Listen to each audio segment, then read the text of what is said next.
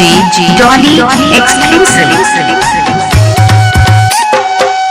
अंगना की रुना बंधना ऊपर माथे जो लगना, अंगना की रुना बंधना ऊपर माथे जो लगना, कैसे ते छोड़े रानी बोला, कैसे ते छोड़े रानी बोला, कैसे ते छोड़े रानी बोला, कैसे ते छोड़े रानी बोला, कैसे ते छोड़े रानी बोला, कैसे ते छोड़े रानी बोला। अंगना के रुना बंधना ऊपर माथे जो लगना, अंगना के रुना बंधना ऊपर माथे जो लगना, आधा जीवन माँ छोड़े मोला, एका राजा आधा जीवन माँ छोड़े मोला।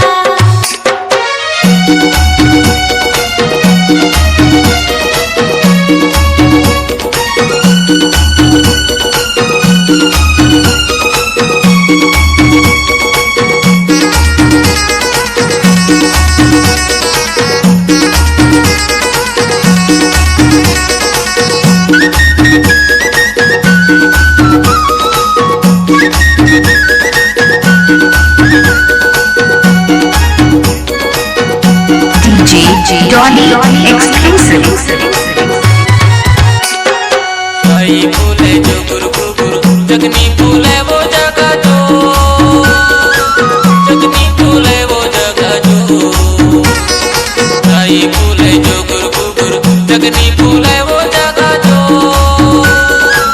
जगनी फूले वो जगह जो,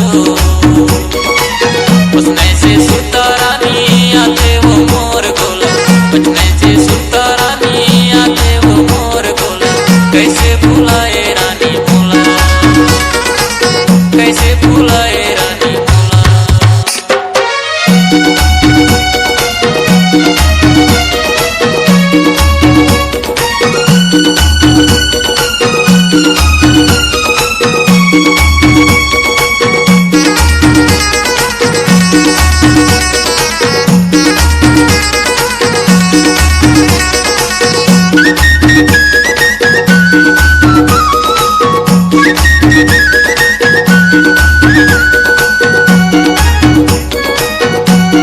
DJ Dolly exclusive।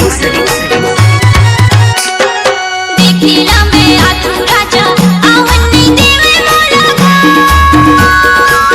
आवन नहीं देवे मोलगा। देखिला मैं आतू राजा आवन नहीं देवे मोलगा, आवन नहीं देवे मोलगा। दाई दादा के कहना मानेला परथ राजा, दाई दादा के कहना मानेला परथ राजा, कैसे बतावो मैं हथोला, एका राजा कैसे बतावो मैं हथोला।